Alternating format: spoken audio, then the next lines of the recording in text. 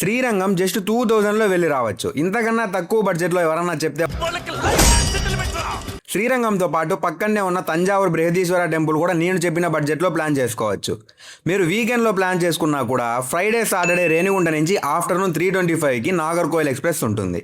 డైరెక్ట్గా శ్రీరంగం వెళ్ళొచ్చు. కానీ ట్రిచీ వరకు టికెట్ బుక్ చేసుకోండి, ఎందుకంటే మీరు వెళ్ళేసరికి నైట్ 12:30 అవుతుంది. ట్రిచీలో వెయిటింగ్ హాల్స్ ఉంటాయి. పర్ హవర్కి 50 రూపీస్ ఛార్జ్ చేస్తారు. మీరు 6 అవర్స్కి తీసుకున్న 300లో స్టే వచ్చేస్తుంది. అక్కడే ఫ్రెష్ అప్ కూడా అవ్వచ్చు. ఫ్రెష్ అప్ అయ్యేసి రైల్వే స్టేషన్ నుంచి బయటికి వస్తే ఛత్రం బస్టాండ్కి బస్సెస్ ఉంటాయి. అక్కడి నుంచి శ్రీరంగం వెళ్ళొచ్చు. రైల్వే స్టేషన్ నుంచి టెంపుల్ దగ్గరికి 30 రూపీస్లో వచ్చేయచ్చు.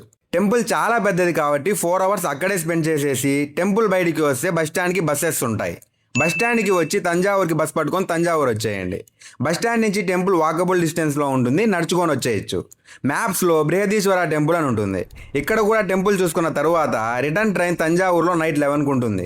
స్లీపర్ బుక్ చేసుకొని పడుకొని రిటర్న్ వచ్చేయండి. నైట్ టైం స్లీపర్ బుక్ చేసుకుంటే స్టే ఖర్చు తగ్గుతుంది. ఇలాంటి మరిన్ని బడ్జెట్ వీడియోస్ కోసం ఛానల్ సబ్స్క్రైబ్ చేసుకోండి.